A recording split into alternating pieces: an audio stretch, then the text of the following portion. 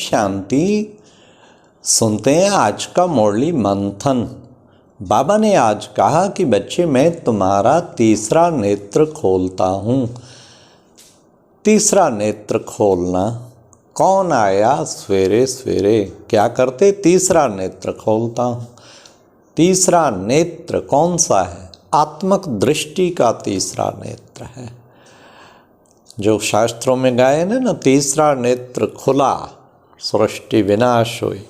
वास्तव में सारी बुराइयों का विनाश हो जाता है जब ज्ञान का तीसरा नेत्र खुल जाता है, आत्मक दृष्टि का तीसरा नेत्र खुल जाता है। आत्मक स्थिति में रहना, उससे सारा ज्ञान याद रहेगा और आत्मक स्थिति में ही सबको देखना, ये है तीसरा नेत्र। इसको अच्छी तरह पकड़ लेना चाहिए। आप सदा ज्ञान स्वरूप रहें, वो तभी होगा जब आत्मक स्थिति में रहेंगे। हम बाबा कहते उल्टे लटके बच्चे द्वापर से। क्यों? क्योंकि तुम आत्मा की बजाय देह समझने लगे तो उल्टे हो गए। और तुम्हें आत्मिक दृष्टि में रहेंगे तो तुम फिर आके बाबा सुलटा कैसे करता है? पहला ही ज्ञान कि तुम आत्मा हो, तीसरा नेत्र खोल देता है।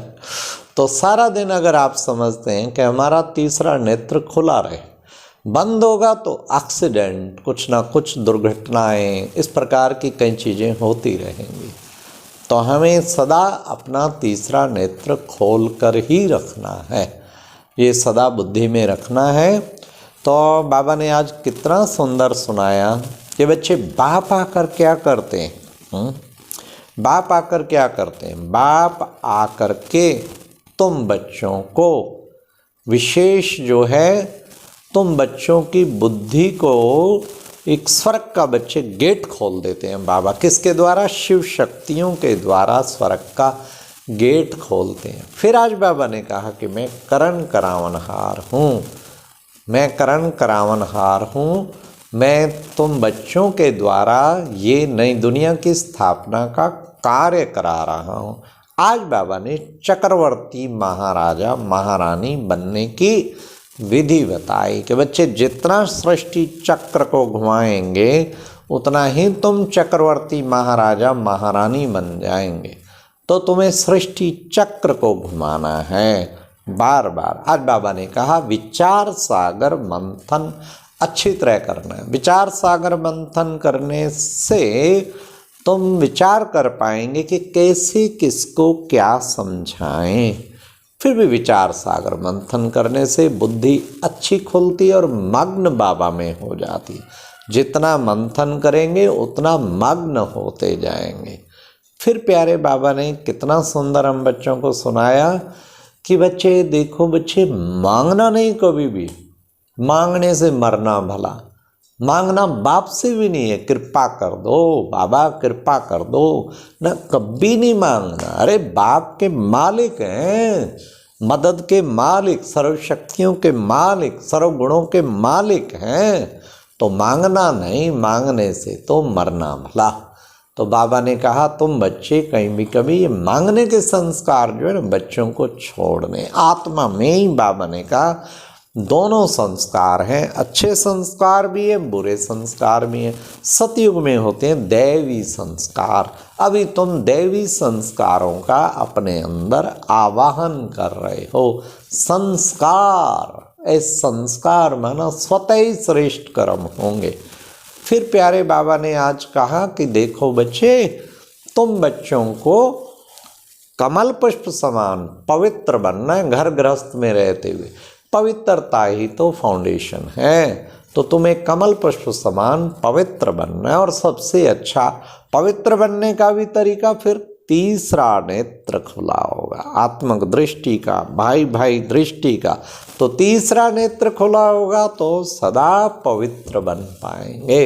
तो तुम्हें सदैव पवित्र रहना। पवित्र रहने का एक स्पॉटर चीज बाबा ने बताई, जिस स्पॉट से तुम रह पाएंगे वो है क्या?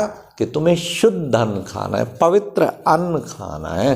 बच्चे प्याज आदि तो बच्चे तामसिक, हमारे श्रीमद् भगवत गीता में भी कहा है तामसिक। सात्विक, राजसिक, तामसिक 3 प्रकार के आहार कहे हैं। तो हमें कोशिश करनी चाहिए हमें सात्विक आहार करें। तो बाबा की याद में बना हुआ योग युक्त भोजन, उसी को पवित्र अन्न कहते हैं, उसी को हमें स्वीकार करना चाहिए। फिर प्यारे बाबा ने कहा कि देखो बच्चे, ये जो तुम्हारा यादगार बना हुआ है, क्या यादगार बना हुआ है? तुम्हारा यादगार बना है क्या? माला। देखो माला का यादगार सब चाहते हैं, मैं विजय माला का मणका बनूं।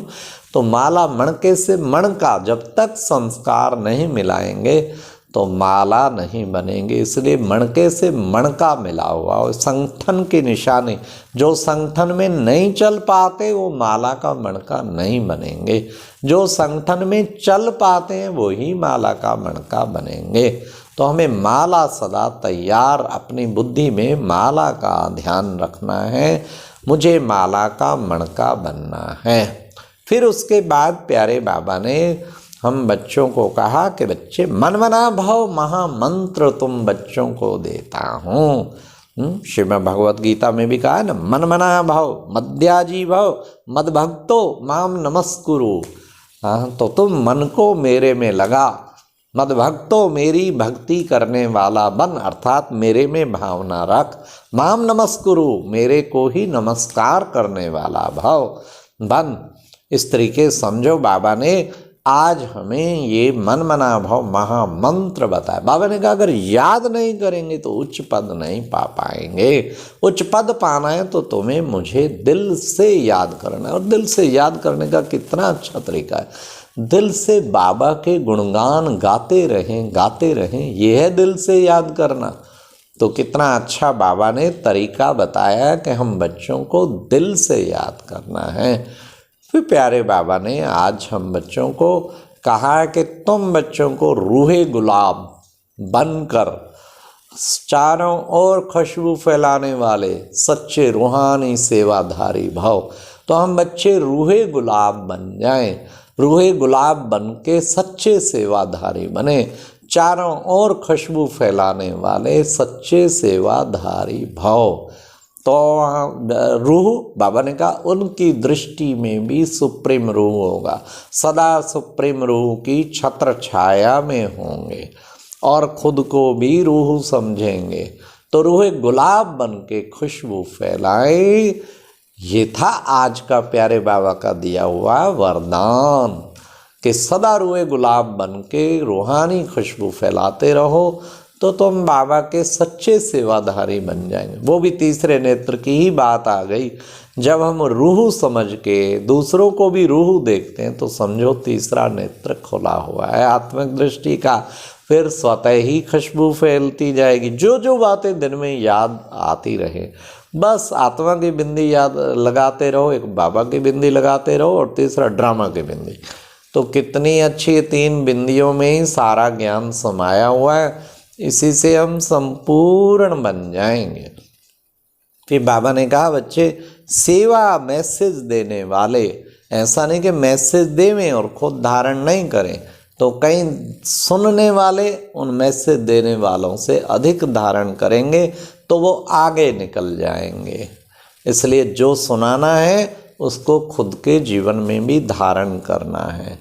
लास्ट बाबा ने कहा निर्विघ्न बनकर सेवा करना ही तो सबसे नंबर 1 जाना है।